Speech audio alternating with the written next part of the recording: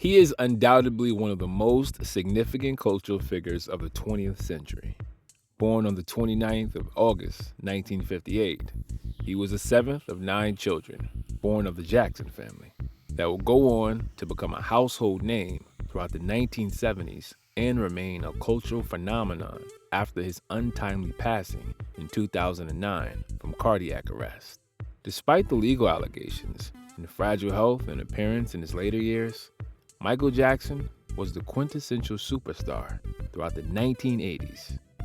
Jackson's earlier Motown success, along with the accolades of 1979's solo offering Off the Wall, would pale compared to his 1982 popular classic album, Thriller, which became the top-selling album worldwide in 1983 and remains the best-selling album of all time by a solo artist, with over 70 million copies sold.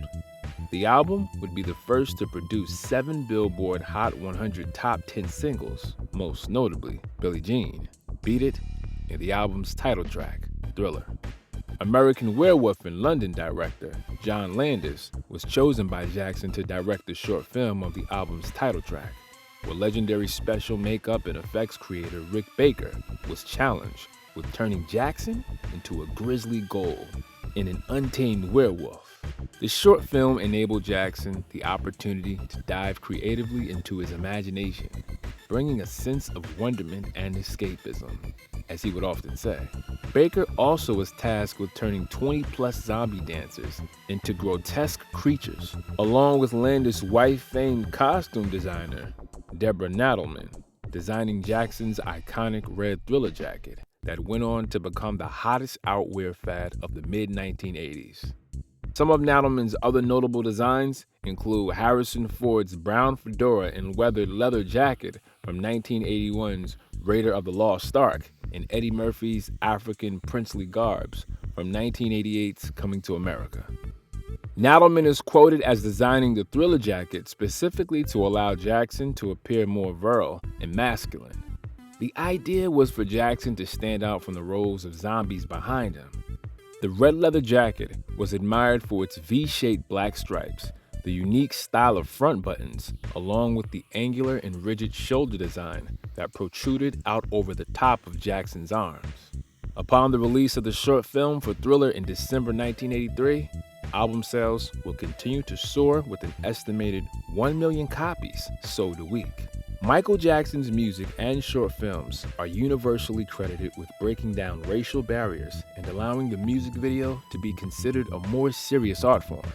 The Thriller jacket became one of the most sought-after items in 1984, with many counterfeits being mass-produced, forcing Jackson to file a lawsuit in New York City that same year to prevent further unauthorized copies of the jacket and other varied merchandise.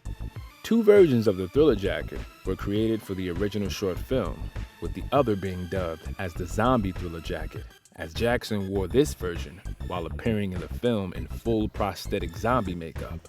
The Zombie Thriller jacket was identical to the original, except it was purposely ripped and cut up as to further blend with the zombies during the main dance choreography. This version of the jacket remains on display at the Rock and Roll Hall of Fame Museum. In 2011, it was reported that Julien's Auctions in Beverly Hills sold the iconic original red and black leather jacket for $1.8 million at an online auction to private collector philanthropist MILTON VERRET. Michael Jackson's fashion trends have influenced various artists throughout his 5-decade-long career. He's universally adored for his trademark black fedoras with high water trousers and black penny loafers. But imagine being a kid with the red Thriller jacket during Jackson's undeniable reign atop Pop's Mount Rushmore of superstars. That type of magic simply meant that you represented the pinnacle of teen cool in the 1980s.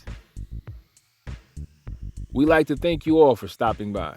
Please be sure to check out some of our other content, as well as like, share, and subscribe if you enjoyed this video. Please share your thoughts and ideas about the video in the comments section below. This is Maximus with Rat Pack Matinee. We'll see you guys soon.